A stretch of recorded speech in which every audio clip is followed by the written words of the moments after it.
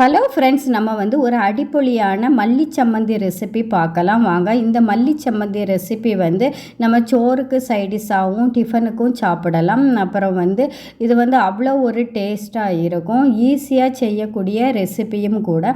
இதுக்கு நான் அரை முறி தேங்காய் எடுத்திருக்கேன். இதை துருவி எடுத்திருக்கேன் நான் இந்த தேங்காவை. அப்புறம் 6 வத்தல் மிளகு எடுத்திருக்கேன். நீங்கள் உங்களுக்கு எருப்புக்கு தகுந்த மாதிரி வத்தல் மிளகு சேர்த்துக்கிடலாம். 2 பல் பூடு எடுத்திருக்கேன்.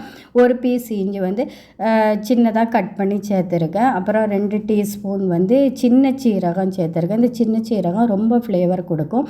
அப்புறம் இதுக்கு மெயின் இன்க்ரீடியண்ட்டே மல்லி தான். முழு மல்லி தான் நம்ம எடுத்துக்கிடணும். பொடி தூளெல்லாம் எடுக்கக்கூடாது. இந்த முழு மல்லி நான் 4 டேபிள் ஸ்பூன் சேர்த்துருந்தேன் ஃப்ரெண்ட்ஸ். இந்த மல்லி ரொம்பவே டேஸ்ட்டாக இருக்கும் இந்த மல்லி துவையல். இந்த மல்லிக்கு அப்புறம் உப்பு தேவையான அளவு, ஒரு சின்ன நெல்லிக்காய் அளவு சைஸ் புளி சேர்த்துக்கிடலாம். புளி இவ்வளோத்தையும் போட்டுக்கிடலாம்.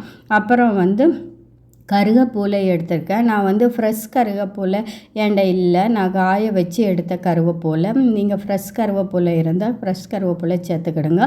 1 டீஸ்பூன் தேங்காய் எண்ணெய் ஊற்றிருக்கேன். இதை நம்ம மீடியம் ஃப்ளேமில் தான் வச்சு அப்படியே வறுக்கணும். பொன்னிறமாக வறுக்கணும், கரிஞ்சிடக்கூடாது. இந்த மாதிரி நீங்கள் வறுத்து எடுத்து இதை நல்லா ஆற வச்சுக்கிடுங்க ஃப்ரெண்ட்ஸ். ஆற வச்சுட்டு அரைக்கணும்.